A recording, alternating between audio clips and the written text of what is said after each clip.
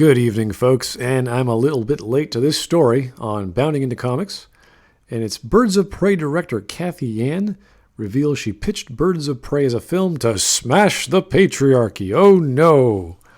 This is probably not a good idea or a good premise when you're trying to take a fandom that is predominantly men and you want to attack some boogeyman who is, for all intents and purposes, someone who is male and in control. The patriarchy does not exist, folks. Okay? This is a stupid concept, and if it does, it's redefined in so many flavors and versions that it makes no sense anymore.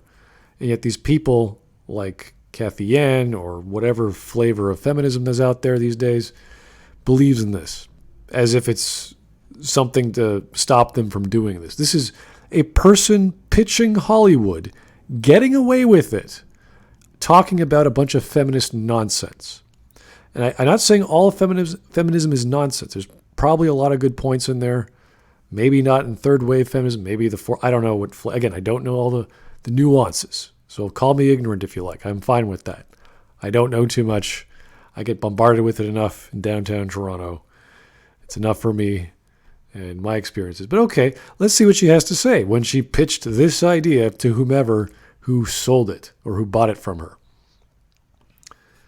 So Jan's reel played the tune of a remixed version of Diamonds Are a Girl's Best Friend, which is seemingly a pretty strong female tune.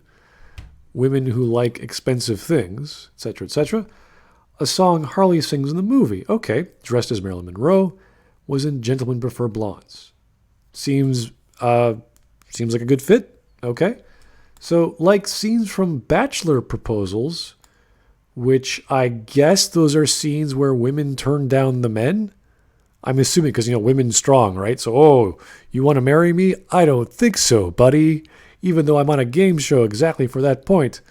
But I don't know. Fine. Personal thing. You want to turn into one of those shows, a reality TV program? Fine. I mean, both people are putting their personal lives on the line. If those even last, I don't know. I don't watch them. The De Beers Diamond commercial, which would match the music, which, if I recall various De Beers Diamond commercials over the years, they seem pretty positive. It's like women like the excitement of being proposed with a gorgeous piece of rock that you can show off to. I don't know what the attractive nature of diamonds are these days. Maybe back in the day, this was a big deal. Now it's just a gaudy piece of jewelry.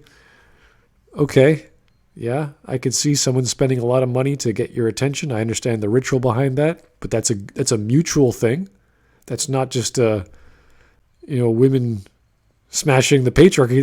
That's two people finally agreeing they want to spend their lives together, and here's a very expensive symbol of that they're willing to spend a quarter to, I don't know, is it 3/4 of the man's income of the year on a rock? And the woman's saying, oh, you're willing to do this for me. This is, I've been waiting for this. I love you. I accept. I want to share my life with you and all the hardships and all the pleasures and pains. That's a good thing. That's a beautiful thing. But of course, we're smashing the patriarchy with this ritual here. Kim Kardashian's vampire facial. Now, I actually have to search this. If you don't know what this is, it's basically just a facial with blood, which is supposedly better for the skin because of whatever's in blood. Whatever type of blood is makes your skin healthier. And she actually regretted doing it. I'm sure if you're rich and you could try all sorts of exotic spa treatments. Again, I'm not sure how that smashes the patriarchy. I just think that's a luxurious thing, an exotic thing for women to do to be more attractive to men. So I think that's rather playing into the male gaze, I guess. I don't know. Not sure what that means. Fox News anchors talking about women. I'm not seeing a huge problem with that, considering some of those anchors are actual women, and they like to talk about how strong they are. So I don't really get it. I'm not really a Fox News guy. I watch things on YouTube that happens to be Fox News, whether it's Canada version or the American version. I'm not seeing a problem there. Trump saying grab him by the bleep. I mean, she just started with that. I mean, if you're going to start with anything, start with Trump, right? Just start your sales pitch with Trump. Because Trump is bad. Trump is bad to women. Okay. Stuff that might make a girl want to smash the patriarchy. None of this makes me want to smash the patriarchy if such a thing existed. And even then, what does that even mean? A De Beers commercial? I want to get married. By the way, let's smash the patriarchy together with this giant diamond that can cut glass. I don't know. Maybe she'll use it as a brass knuckle. Maybe she'll have like 5 diamonds on her ring and she'll like punch people. I have no idea. Also, I showed the video. After I showed the video, there was just silence. Yeah, because people are like, what the hell did we just watch, you crazy lady? Obviously that didn't happen because they bought her idea. So, buh.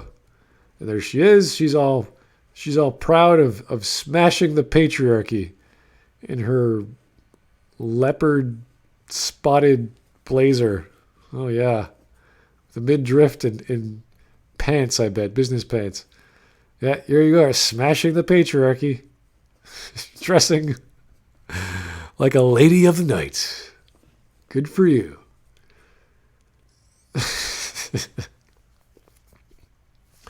This was an interview done with Screen Rant, of course. So, plus, a large portion of Harley's story focuses on her emancipation from the Joker, whom she had just broken up with. Harley, the Joker's relationship, and the Joker's relationship has always been toxic, and seeing her step away from that to find her own happiness was one of the biggest joys of the film. That's a totally cool thing. We've seen that in the comics. We've seen that in the animated series, multiple animated series, even the latest one, which is, I think, just called Harley Quinn, which is a very adult themed as well as adult languaged cartoon, comedy cartoon. So it's very common. We know how it works. We've seen it work. I've seen it work. This is a very common trope or pattern with Harley Quinn and the Joker. The Joker, as we know, is obsessed with Batman. Harley is always second fiddle, if not even on the radar of the Joker. The Joker just sees Harley as a tool to be used. So this is good. Harley Quinn, or Harleen Quinzel, I think her full name is a very intelligent psychiatrist. So she would pick up on this rather quickly despite her being crazy. You'd think that 2 crazy people, especially the Joker, would see eye to eye and respect each other more, but the Joker is always seen as the crazy mastermind who wants to try and outdo Batman at every turn, and that's his goal. Whereas Harley is actually wanting companionship and being a woman who's also a psychopath in some capacity, isn't getting what she wants. Common story in the Batman lore with Harley Quinn. Happens a lot. Didn't work so well in the movie. Wonder why. You could have told the story just with Harley Quinn breaking up with the Joker and what she has to do and how she gets by. Instead, it's one scene in the movie and everything else is bashing men, which is ridiculous. So here we go. She has a pitch deck. I put together a little pitch deck that just had all my thoughts about the aesthetics of the film and the world. Again, totally fine. And then I was also kind of created a sizzle reel. Okay, again, totally cool. But it wasn't like a sizzle reel where it just was like, here's a reference, and here's another reference, and here's another reference. Okay, nothing wrong with that though. But to me, this story's super compelling and personal to me because it is about emancipation. And this is a very big word about women sort of like almost being competitive with one another and bringing each other down, because that's what women do, in case you haven't heard them before, when they try and show off. But also because of our own inabilities, I think, to feel so powerless and like the stranglehold that is the patriarchy. Okay, so here we've gone from a bunch of women who want to become independent. Nothing wrong with that. That's totally cool. Being competitive, saying, hey, what is it my friend doing? What is she doing? What does she have that I don't? And striving for that. Also a very good thing. And then all of a sudden feeling powerless And then there's this imaginary boogeyman called the patriarchy stopping these women from competing with each other to being successful. This doesn't make any sense at all. If she led with this as if there were men in the way, like there were better people, there were stronger people that happened to be male or whatever, then you could say, hey, there's probably some sort of weird conspiracy where all the strong, powerful, intelligent men are getting ahead of me. Why is that? It must be some evil, nefarious plan against all women. Which also sounds stupid by definition, but at least you'd have something to go on, as opposed to her talking about her friends who are also women who are competing against each other and then blaming men. What nonsense is this? This does not even make sense. And so I feel like I very much have gone through that arc myself because she's a deluded lunatic, so which makes her perfect for telling a story about Harley Quinn, ironically. So I've seen it. And I've seen it with, especially, I think, set against the backdrop of like Me Too. Okay, now she's obviously communicating under a lot of duress. Maybe it's very loud. Maybe there's lots of cameras in her eyes. Maybe she's screaming. Maybe she's drunk. Maybe she's high. We don't know. But she's mumbling. This sentence does not make sense to me. So she's talking about the Me Too movement, which has nothing to do with the patriarchy. It's about a bunch of people on the casting couch of Hollywood who took advantage of individuals in order to get them so they can advance their career. Nothing to do with the patriarchy. And what has been happening in our industry in the last few years.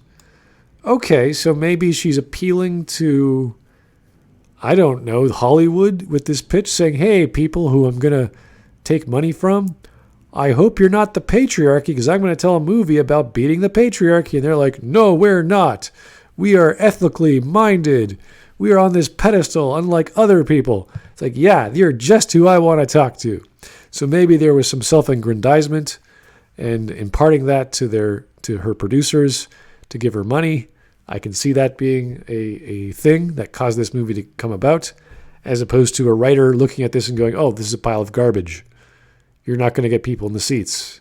No one wants to see this because you're alienating your goddamn audience. Your main demographic are a bunch of men. So that definitely infiltrated its way into my pitch as well. So that, for me, this film was so much more than a superhero film, which it wasn't, about and the first girl gang film of any of that. But it really has a compelling narrative, yeah, sure it does, and theme of it that is very, very personal to me. So she has these personal feelings of a boogeyman that doesn't exist, of her competing with her friends and blaming men. Again, of a boogeyman that doesn't exist because she felt powerless. And Donald Trump said some mean things in a hot mic. Oh no, what a great pitch. What a great premise for a story to sell, taking a classic cartoon character and ruining her entire story. What a ridiculous story this is, folks. I wish I had some story to tell about this being a positive, but this is a train wreck from premise to execution, and the sales show it. You never, ever alienate your audience. I don't care what political world you come from. If you want to make a comic book movie, you better sell this pitch to the comic book crowd, or you're going to flop, and that's exactly what happened. Thank you guys for listening. Have yourself a great evening.